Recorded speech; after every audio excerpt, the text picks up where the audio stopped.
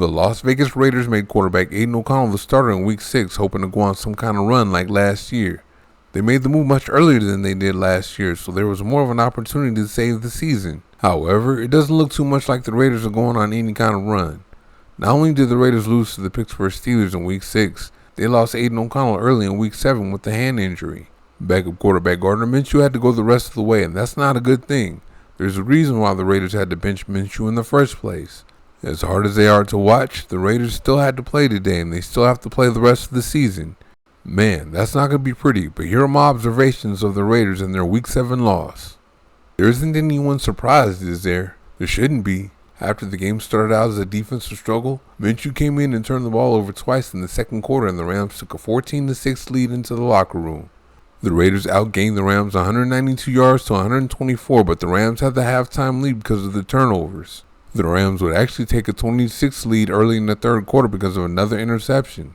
Let's not be surprised that Minshew threw another interception when the Raiders got the ball back with a minute and some change left in the game. Not that anyone thought he was going to engineer a game-winning drive or anything.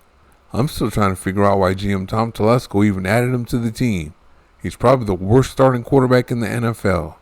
He finished today's game completing 15-34 of his passes for 154 yards, no touchdowns, 3 interceptions, and a fumble.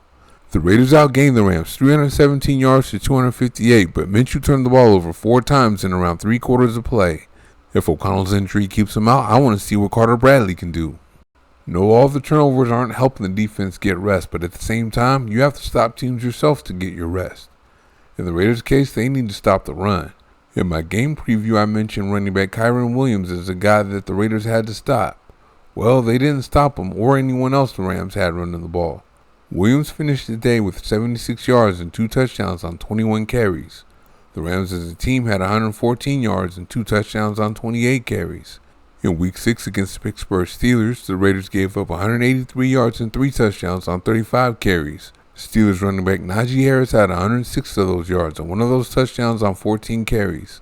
Quarterback Justin Fields had the other 2 touchdowns. Defensive coordinator Patrick Graham and the Raiders really do need to do something to tighten their run defense up. They haven't played the run very well all year long despite having linebacker Robert Spillane, who came into Week 7 as the NFL's leading tackler.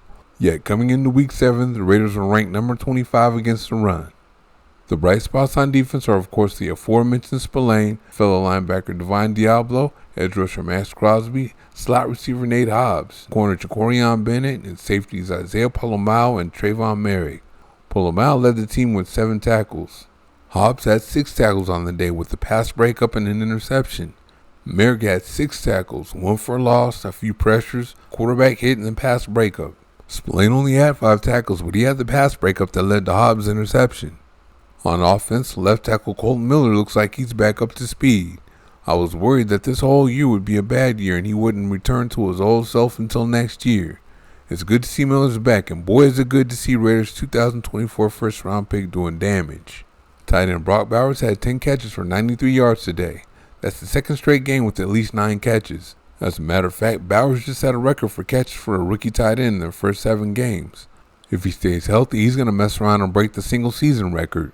Ooh-wee, the Raiders are just out there hurting themselves and looking horrible. I don't even know what to say about this team right now. I don't believe in tanking. That's a good way to lose good players you already have. See Devontae Adams and Josh Jacobs. But how good would the team be if the Raiders had those guys fully invested? Better, but not good enough. They got to get a quarterback if they're going to get to where they want to go. The Raiders don't have to tank though. They just got done with the easiest part of their schedule and they're 2-5. Who believes they're going to beat the Kansas City Chiefs in Week 8 and the Cincinnati Bengals in Week 9 when they couldn't beat the Rams in Week 7? Hey, let's just keep watching. Thank you for watching. See you next time.